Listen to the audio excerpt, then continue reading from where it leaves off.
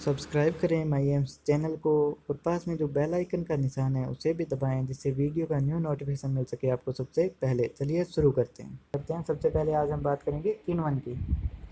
तो किण्वन के अंदर सबसे पहले हम देखते हैं कि किण्वन की क्रिया होती किस प्रकार है। किण्वन की क्रिया कुछ इस प्रकार होती है कि वायु की अनुपस्थिति में सूक्ष्म जीव जो होते हैं वो शर्करा को एथिल अल्कोहल या अम्ल में बदल देते हैं। इस क्रिया को किण्वन कहते हैं। वायु की अनुपस्थिति में सूक्ष्म जीव शर्करा को एथिल अल्कोहल या अम्ल में बदल देते हैं। इस क्रिया को किण्वन कहते हैं। किण्वन की क्रिया के लिए उपयुक्त तापमान कितना होता है? ये होता है 20 से 30 डिग्री सेल्सियस। दूध से दही बनने की क्रिया भी किण्वन के कारण होती है। ये किस प्रकार होती है हम देख लेते हैं कि दूध की जो शर्करा होती है लैक्टोज, इसके अंदर लैक्टोबैसिलस जीवाणु क्रिया करके इसको लैक्टिक अम्ल में बदल देता है, तो ये दूध से दही बन जाएगा और इस क्रिया में को किण्वन कहते हैं। अन्य शर्करा जैसे ग्लूकोज, फ्रक्टोज और सुक्रोज ये जाइमेज एंजाइम के साथ क्रिया करके एथिल अल्कोहल C2H5OH शराब का निर्माण करते हैं। नोट: कच्ची शराब जो होती है जहरीली शराब जिसे स्प्रिट भी बोलते हैं, उसका रासायनिक सूत्र होता है CH2OH और सामान्य जो शराब होती है उसका सूत्र होता है C2H5OH, इसे एथिल अल्कोहल कहते हैं। और जहरीली शराब होती है उसका रासायनिक सूत्र होता है CH2OH, जिसे मेथिल अल्कोहल कहते हैं। इसे पीने से व्यक्ति की मृत्यु हो जाती है। जहरीली शराब पीने से व्यक्ति की मृत्यु हो जाती है। और जहरीली शराब पीने से मेथिल अल्कोहल जहरीली शराब पीने से शरीर का कौन सा अंग सबसे पहले प्रभावित होता है? वो होता है आंखें। नोट: माल्टोज के किण्वन से बियर बनाई जाती है। बियर किसके किण्वन से बनाई जाती है? माल्टोज के। अब हम बात करते हैं कि सेलुलोज की। प्रकृति में सबसे ज़्यादा पाया जाने वाला कार्बोहाइड्रेट कौन सा होता है? सेलुलोज। पौधों की कोशिका भित्ति में सेलुलोज पाया जाता है। सेलुलोज यह ग्लूकोज का बहुलक है। इससे कागज का निर्माण किया जाता है। कागज का निर्माण किससे किया जाता है? सेलुलोज से। यह पौधों की कोशिका की आंतरिक भित्ति में पाया जाता है। कपास के रेशे सेलुलोज के बहुलक के होते हैं। नोट: मानव सेलुलोज का पाचन नहीं कर सकता। मानव में वर्मीफॉर्म अपेंडिक्स या कृमि रूप परिशेषिका अवशेषी होती है। शाकाहारी जीव जो होते हैं उनमें वर्मीफॉर्म अपेंडिक्स पाया जाता है और इससे सेलुलेज नामक एंजाइम का स्राव होता है जो सेलुलोज का पाचन करता है। नोट: ये एक महत्वपूर्ण बात है कि दीमक की आहार नाल में एक जीव पाया जाता है जो सेलुलोज का पाचन करता है। उस जीव का नाम क्या है? ट्राइकोनिम्फा। उस जीव का नाम क्या है? ट्राइकोनिम्फा। तो चलिए साथियों, अब हम शुरू करते हैं आगे। स्टार्च, मंड। पौधों में संचित भोजन स्टार्च। पौधों का संचित ईंधन स्टार्च। आलू व शकरकंद में संचित भोजन स्टार्च। अनाज में संचित भोजन स्टार्च। स्टार्च की अधिकता के कारण आलू काला या नीला हो जाता है। कई बार हम देखते हैं कि आलू नीला या काला हो जाता है, वो किस कारण से होता है? स्टार्च की अधिकता के कारण। आयोडीन के साथ स्टार्च काला या नीला रंग प्रदान करता है और इसे स्टार्च का फ्रिक्शन कहते हैं। आयोडीन के साथ कैसा रंग देता है? काला या नीला। अब हम इसके आगे बात करते हैं ग्लाइकोजन की। ग्लाइकोजन जंतुओं में संचित भोजन ग्लाइकोजन। यकृत में 400 ग्राम और मांसपेशियों में 100 ग्राम। इसे एनिमल स्टार्च भी कहते हैं। एनिमल स्टार्च कौन सी है? ग्लाइकोजन। नोट: मनुष्य में भोजन का संचय ग्लाइकोजन के रूप में होता है। मनुष्य में भोजन का पाचन किस रूप में होता है? ग्लाइकोजन के रूप में। कवक में भी भोजन का संचय ग्लाइकोजन के रूप में होता है। कवक में भी भोजन का संचय किस रूप में होता है? ग्लाइकोजन। मनुष्य के शरीर में रक्त में पाया जाने वाला प्रतिस्कंदित पदार्थ, प्राकृतिक प्रतिस्कंदित पदार्थ जिसे हेपेरिन बोलते हैं, एक पॉलीसेकेराइड है।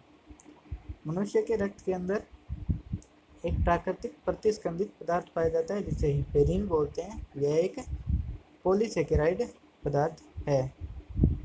अब हम बात करते हैं वसा की। कार्बोहाइड्रेट हमने पूरा कर लिया है, अब हम बात करते हैं वसा की। आज हम वसा पूरी कर लेंगे कंप्लीट, और उसके आगे हम कल से शुरू करेंगे प्रोटीन। तो आज अब हम वसा की बात करते हैं कि वसा में भी कार्बन, हाइड्रोजन और ऑक्सीजन पाई जाती है। कार्बन, हाइड्रोजन, ऑक्सीजन से मिलकर वसा बनती है। इसमें हाइड्रोजन और ऑक्सीजन का अनुपात है जो वो 2:1 नहीं होता है।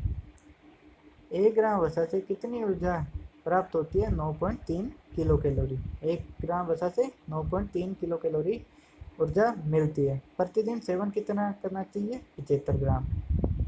वसा को प्रतिदिन सेवन कितना करना चाहिए? 75 ग्राम। वसा के स्रोत होते हैं घी, तेल, मक्खन, मछली। वसा किससे मिलकर बनी होती है? वशिय अम्ल और ग्लिसरॉल। वशिय अम्ल और ग्लिसरॉल से मिलकर ये बनी होती है वसा। वशिय अम्ल और ग्लिसरॉल के बहुलक होते हैं। लंबे समय तक उपवास या भूख हड़ताल के समय वसा ऊर्जा का स्रोत होती है। कुछ व्यक्ति लंबे समय तक उपवास या भूख हड़ताल पर बैठे रहते हैं, उनकी ऊर्जा कहाँ से मिलती है? वसा से। उनके शरीर में जो संचित वसा होती है उससे उनको ऊर्जा प्राप्त होती रहती है। वसा में सर्वाधिक ऊर्जा पाई जाती है। कार्बोहाइड्रेट से दुगने से भी अधिक ऊर्जा वसा में पाई जाती है। कार्बोहाइड्रेट से दुगने से भी अधिक ऊर्जा वसा में पाई जाती है। ऊर्जा की मात्रा के हिसाब से सबसे पहले सबसे ज़्यादा ऊर्जा मिलती है हमें वसा से, उससे कम ऊर्जा मिलती है हमें प्रोटीन से, और सबसे कम हमें ऊर्जा मिलती है कार्बोहाइड्रेट से। 1 ग्राम कार्बोहाइड्रेट से 4 किलो कैलोरी ऊर्जा प्राप्त होती है। 1 ग्राम वसा से 9.3 किलो कैलोरी ऊर्जा प्राप्त होती है, और 1 ग्राम प्रोटीन से 4.2 किलो कैलोरी ऊर्जा प्राप्त होती है। शरीर में ऊर्जा मिलने का क्रम, सबसे पहले अगर भोजन किया और उससे सबसे पहले हमें ऊर्जा किस चीज़ से मिलेगी? कार्बोहाइड्रेट से।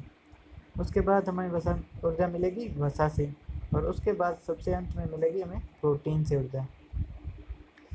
शरीर में भोजन के पाचन का क्रम, शरीर में भोजन का पाचन किस तरह होता है? सबसे पहले पाचन होता है कार्बोहाइड्रेट का, उसके बाद 2 नंबर पे होता है प्रोटीन का, और अंत में पाचन होता है वसा का।